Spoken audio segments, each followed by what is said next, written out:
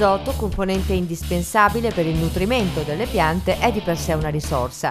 Liberato in alte concentrazioni diventa però un pericoloso agente inquinante. A preoccupare sono in particolare le emissioni generate in campo zootecnico da liquami e digestato, che rischiano di danneggiare seriamente la salute delle falde acquifere. Studiare soluzioni funzionali per razionalizzarne la produzione in campo agricolo è lo scopo del progetto Riduca Reflui, finanziato dalla Regione Veneto. È un problema che l'Unione Europea ha affrontato con una direttiva molto precisa, che è cogente, che è la direttiva nitrati cosiddetta, e quindi nel nostro caso il progetto si occupa proprio con gli operatori delle aziende zootecniche, con le università e con l'ente regionale evidentemente, di cercare di comprendere e mettere in campo tutti gli strumenti possibili per gestire al meglio ovviamente l'attività zootecnica da una parte, garantendo quindi l'economia di un settore così importante, e dall'altra il rispetto delle norme ambientali dettate dalla direttiva nitrati. Risorsa contro le emissioni nocive di azoto si rivelano essere proprio i liquami. Se correttamente trattati consentono non solo di abbattere le emissioni, ma di ottenere anche materiale palabile di alta qualità.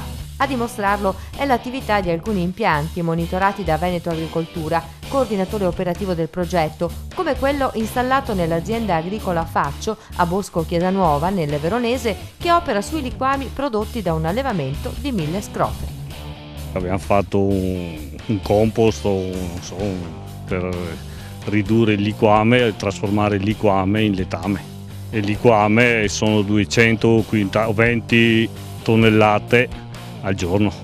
Le possibilità sono molte e passano in alcuni casi attraverso filiere più complesse di conferimento, trattamento con valorizzazione energetica, si intende ovviamente produzione di biogas.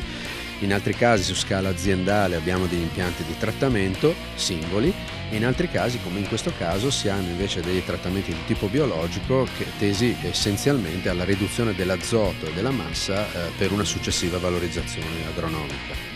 In sostanza, alla fine del processo si ottiene un prodotto solido in ridotta quantità rispetto al materiale in input, quindi si ha una riduzione di massa anche dell'85%, quindi sicuramente significativa, principalmente per evaporazione di acqua.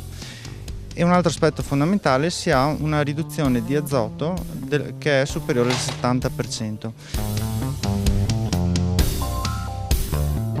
Emissioni maleodoranti pressoché nulle, sensibile abbattimento di emissioni di azoto, produzione risibile di gas acidificanti, benefici ambientali preziosi che vanno di pari passo con quelli economici. Serviranno 3 ore alla settimana, mi arrangio da solo.